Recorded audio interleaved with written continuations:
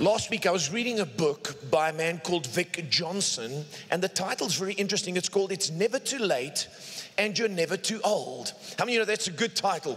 It's never too late and you're never too old. The subtitle of the book says 50 people who found success after 50. How many of you know sometimes you can feel like life is passing you by and your day is over? I want to tell you something. When you get to 50, sometimes life is only beginning.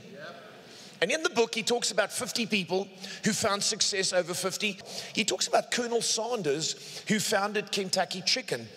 And he was 65 years old, flat broke, when he went around with that recipe all over America. And it took him 10 years. By the time he was 75 years old, he had 600 KFC outlets all around America. 75 years old before he really cracked it in life. And he went on to live to 90, and just about everybody knows that face with that mustache and that beard. Isn't that true? Lastly, he talked about Clint Eastwood, who in 1966, at the age of 26, starred in The Good, the Bad, and the Ugly. Everyone who's older can remember that. And the cigar in the mouth. He was a legend. But did you know Clint Eastwood didn't win an Oscar until he was 62 years old? He starred in over 50 movies. And what he's done is he's reinvented himself. He's become the oldest director to receive an Academy Award at 72 years old when he starred in the movie Unforgiven, another Western. At 86, he just recently produced a movie, some of you may have seen it, called Sully, about the landing of the plane on the Hudson River. He's reinvented himself, and at 86, he's still a success. And despite the passing of time, he has made sure his life hasn't settled somewhere. When I read this, I thought of this. With God, it is never too late to receive, succeed, be fruitful, and fulfill all your dreams. Do you believe that? And this morning I want to speak to you, and I've entitled the message, Even Now, God Can Give It to You. Even now, God can give it to you. Some of you are waiting. You're wondering when God's going to give you your breakthrough. But I want to tell you today that even now, God can give it to you. But you've got to get rid of the if-onlys, because the if-onlys will keep you in a dead place. But even nows will bring life into your spirit right now. And I want to give you 4 things this morning, 4 things that we need to do today. Number 1, trust God for your late start to exceed those who had a head start. Trust God for your late start to exceed those who had a head start.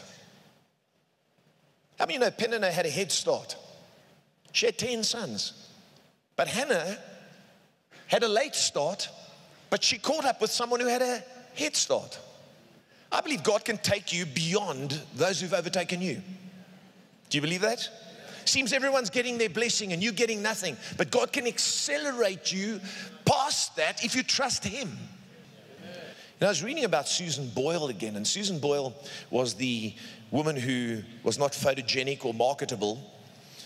She entered in 2009 Britain's Got Talent. But up to that point, she only sang in bars and pubs in a little village. Karaoke, and she sang in the church choir. And she used all her savings and sent a demo tape to various places, but she never got a response. And then she bumped into a friend who asked her, "Are you still singing?" And the friend encouraged her to enter Britain's Got Talent. And she went there and everyone laughed at her, looked at her like, you know, what are you doing? Are you sure you're in the right place, you know? And she sang the song, "I Dreamed a Dream" from Les Miserables. And she's the oldest person to ever have debuted an album at 48 years old. 48. Now listen to this. Did you know that in 2012 she was viewed as the most influential person in the world? The most influential person in the world.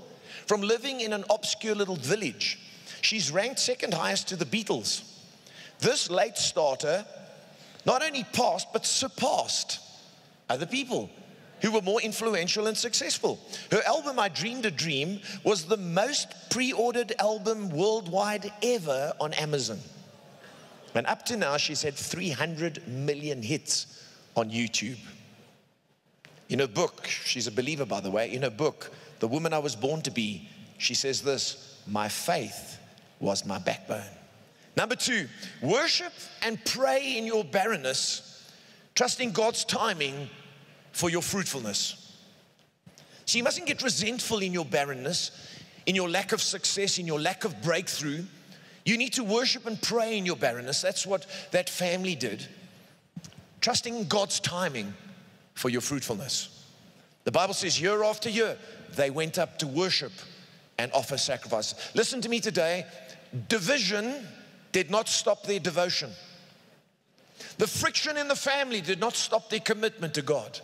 And I'll tell you what, in South Africa, there are divisions in our country, but we must not let that division stop our devotion. As we struggle to make a new nation, we should keep our eyes on God. Lord, our eyes are on you. We're trusting you.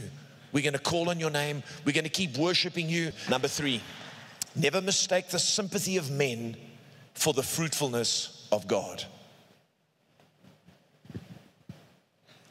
You know, Peninnah never got any sympathy from her husband because she had children, but Hannah, Elkanah constantly sympathized with her. Oh, am I not worth more to you? He gave her double portion. How many of you know sympathy can sometimes put you to sleep? Everyone sympathizes with you. Oh, are you married yet? Oh, don't worry, you know. There are many fish in the sea, and God's got your number. And I met this guy the other day. I need to connect you with him. And you're like, and you've got to be careful of sympathy, because sympathy can sometimes settle you in a place where you think that's your lot in life. If she had lived with her husband's sympathy, okay, I don't have kids, but at least he loves me. He doesn't love her, but he loves me. She could have settled. She didn't. She didn't live off sympathy. She lived by faith, and she pressed into God, and he honored her. Number 4, expect that which is dead to arise and surprise even the living. You need to trust that what's not happening in your life will arise in such a way that it'll even surprise those who are successful and blessed. When Lazarus came from the tomb, how many of you know it was a surprising result? He came out alive after having been dead for several days.